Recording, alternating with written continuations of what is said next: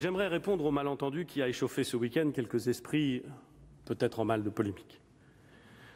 Je dois dire que je peine à comprendre quel intérêt aurait eu la grande distribution à cacher des stocks de masques au lieu de les vendre en temps de pénurie. Il n'y a pas et il n'y a jamais eu de stock caché, il y a des commandes massives et il faut un certain temps avant qu'elles se concrétisent en millions de masques disponibles pour l'ensemble de nos concitoyens. Pour tous ceux qui pensent qu'il suffit de commander des masques pour les obtenir, j'ai un long historique dont je peux faire état. Mais ce qui compte pour l'instant, c'est que le 11 mai, chacun puisse se procurer des masques dans les commerces situés près de chez lui.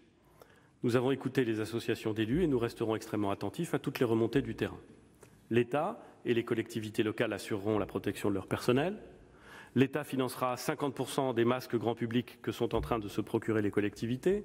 À leur demande, j'ai décidé de prendre en charge de façon rétroactive une partie du coût de ces achats pour les commandes passées à compter du 13 avril dernier. Et j'ai appelé les collectivités qui en ont les moyens à faire preuve de solidarité envers les communes qui les entourent ou les plus petites collectivités. L'État réservera en outre une enveloppe hebdomadaire de 5 millions de masques grand public pour les plus vulnérables de nos concitoyens. Il reviendra aux préfets, avec les maires et les présidents de conseils départementaux, d'organiser la distribution des masques à nos concitoyens les plus précaires via, par exemple, les CCAS et les acteurs associatifs. Par ailleurs, les régions et l'État vont accroître leur soutien aux très petites entreprises et aux travailleurs indépendants, au-delà des initiatives déjà prises par certaines branches ou organisations professionnelles. Une plateforme de e-commerce vient d'être par ailleurs mise en place par la Poste, dont je tiens ici à saluer la mobilisation à nos côtés. Le succès du déconfinement repose ensuite sur notre capacité à tester et à isoler les personnes atteintes du Covid-19. Depuis la semaine dernière, les élus, les préfets, les directeurs généraux d'ARS disposent des éléments leur permettant de planifier la levée du confinement. C'est à l'échelle de chaque département que se déploiera cette chaîne formée de 3 maillons, puisqu'elle commencera avec les tests, se poursuivra avec le traçage des éventuelles contaminations et s'achèvera, le cas échéant, par l'isolement des personnes contaminées. Les tests virologiques sont le fer de lance de notre stratégie de dépistage. Nous devons tester d'une part tous ceux qui présenteront des symptômes similaires à ceux du Covid-19 et d'autre part ceux de leurs contacts présentant un risque élevé de contamination, qu'ils soient symptomatiques ou non.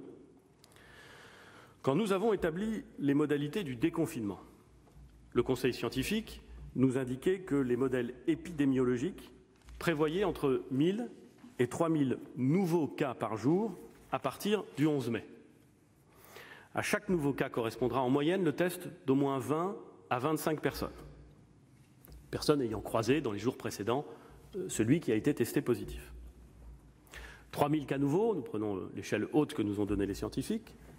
25 cas contacts, nous prenons l'échelle moyenne haute que nous donnent les scientifiques.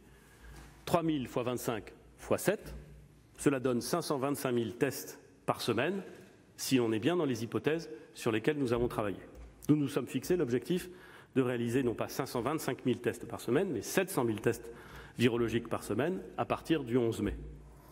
Nous voulons avoir une marge, au cas où il y aurait un peu plus de cas nouveaux que ce sur quoi nous comptons, et nous voulons également pouvoir mettre en œuvre, en plus des tests, des chaînes de contamination, des campagnes de dépistage, comme nous l'avons déjà engagé pour les EHPAD notamment.